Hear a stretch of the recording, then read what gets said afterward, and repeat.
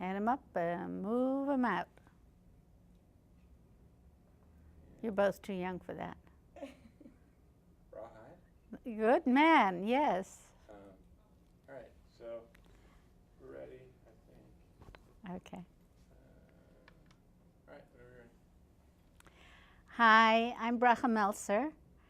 To give you a quick background, I was born in Dublin, Ireland, grew up in London, England, have lived in Israel. I spent a year on Hachshara and Kibbutz Lavi during a very exciting year.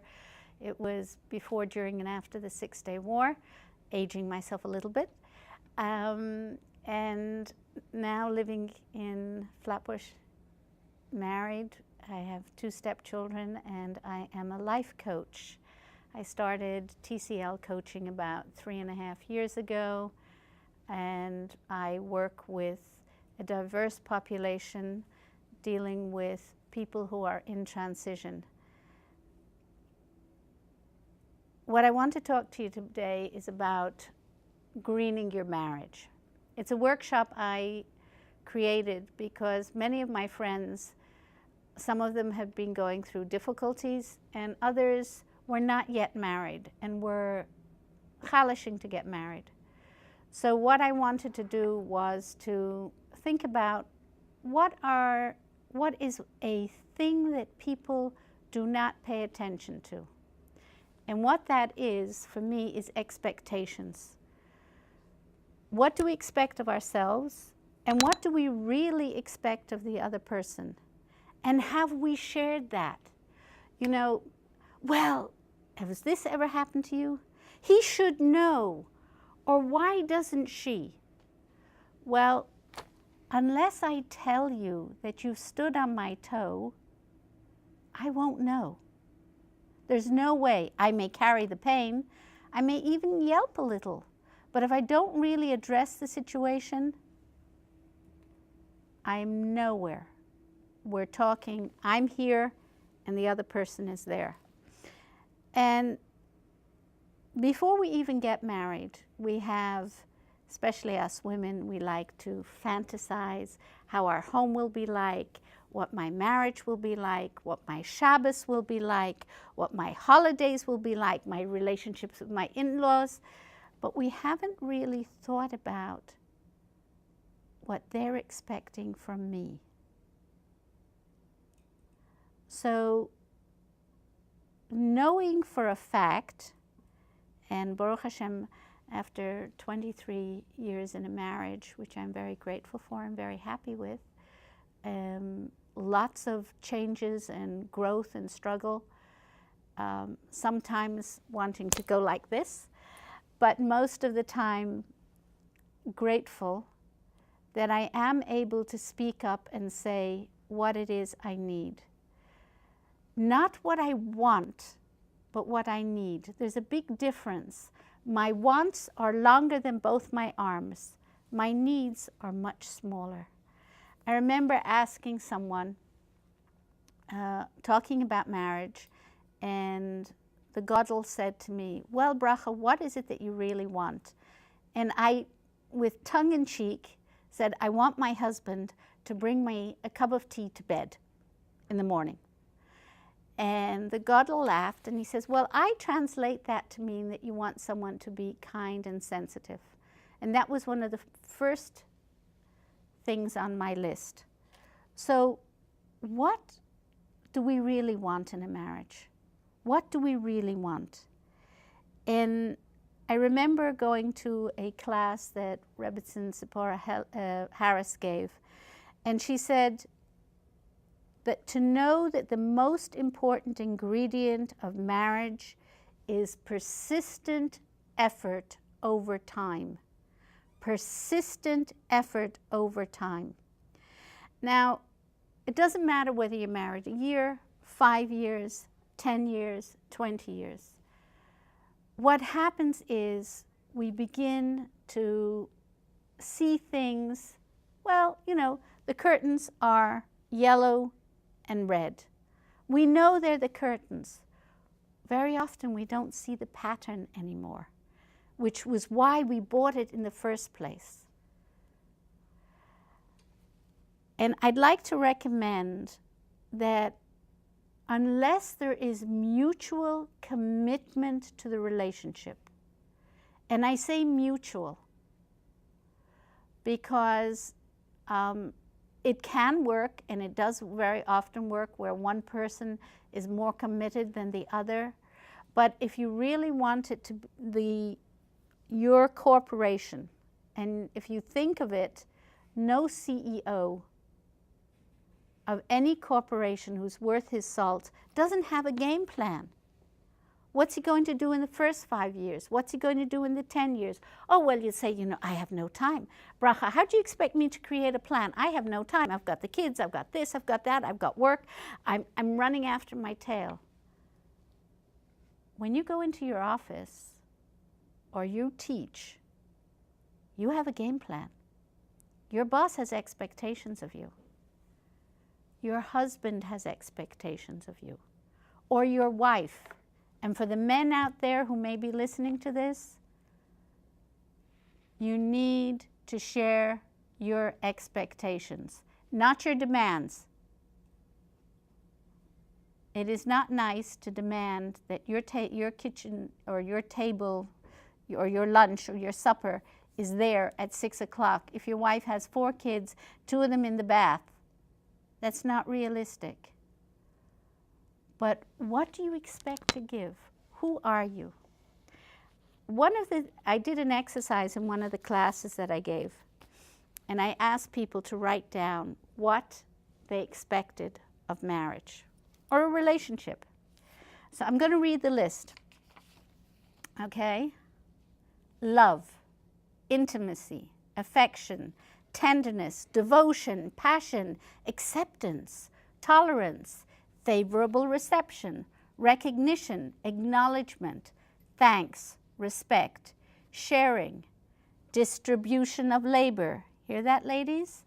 The men don't necessarily hear that one. Trust, confidence, count on the person will be there for you.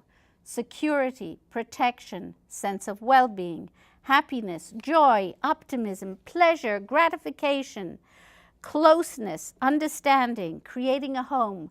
A home has to be full of Torah and mitzvahs and maasim tovim, and my husband has to be ko'ev kvitim. Companionship, freedom, independence, choice, fun, recreation and laughter. Well, this was from 3 different people, and some of the others I got from other people. It's a long list. It's a very long list of expectations. What we first need to do, because we can never change another person. I can only change me, my attitudes, and how I behave. And I truly believe a very important ingredient in a marriage, a good marriage, is putting gratitude into your attitude. And recognizing, first of all, what am I giving? Now, many people say, why is it always me? I always have to give. Well, let's look at it as a bank account. If I don't keep on making deposits into the marriage bank account, and I'm only making withdrawals because I'm taking, then I'm not going to have an even balance. I won't even have any credits, and I'll end up only with debits. So first of all, I have to look at, what am I bringing? What am I giving? And when can I keep my mouth closed? Do I have to react? Or can I wait and take a step back and respond? I had a couple who came to me for marriage counseling. One of the things I do, I'm involved with Sister to Sister, and I'm also involved with Toshia and Sparks. But one of the couples that did come to me, they were constantly fighting. he never hears me. I say this, she says that, and it got to be really very nasty.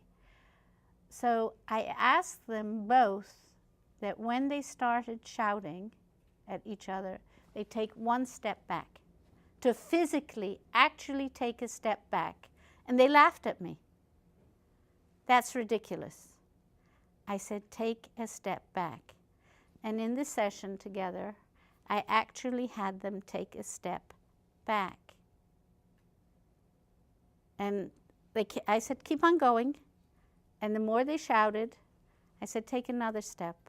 And finally, when they were a little bit further, they began to realize, by taking a step back, that they could look at it or hear it differently.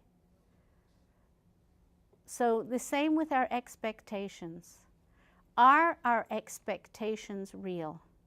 Is my expectation that of a child or an adolescent or an adult? And these are all components in us. We all have the child and the adult and the adolescent. And sometimes our needs, because of our past history, our anger or our frustration or our expectations are coming from that need and want. So if we can be honest with ourselves and look at that and say, oh, okay, but now I know where it's coming from. Now let me say to Moshe or Shlomo or Chaim or Yankel, you know, I really need you to pick up your coat and hang it in the closet. It drives me to drink. It's small. Now, if you can do that, that's fine. Soll sein gesund, and my husband and I, we get on very well, but there are certain things that I do that really upset him. I grew up in Ireland where the water is hard. And so when I'm washing dishes, I put in a lot of soap, detergent. In America, the water is softer. Now, that's silly for him to get upset about, but it irritates him. This is a simple thing to change. So I'm suggesting to you to look at your expectations, to make sure that you let the person know the expectation, and also to see where you can step back, that they shouldn't be important, and to decide to choose one thing, one small thing that will have a major ripple effect on your relationship. You know what that will be. I can't say that. But you can choose one small thing.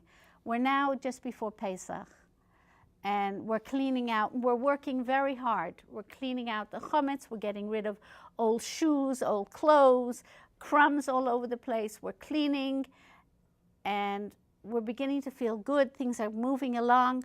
Oh, but I'm so tired because there's so much to do. Right. That's wonderful. At the same time, choose one negative factor in your relationship that's keeping you tied up. Release yourself. Pesach is a wonderful time to let go. So choose just one thing that will have a major ripple effect. Just like when you throw a stone in a lake or a river, you see the stone plunges and there's ripple effects. So my wish for all of you is that you should have a good Yetzias Mitzrayim. You should be able to break through the bounds and realistically sit down with your spouse and talk about his expectations and yours, and see where they meet and where they don't meet. And you will have something to talk about and rejuvenate your marriage. Thank you.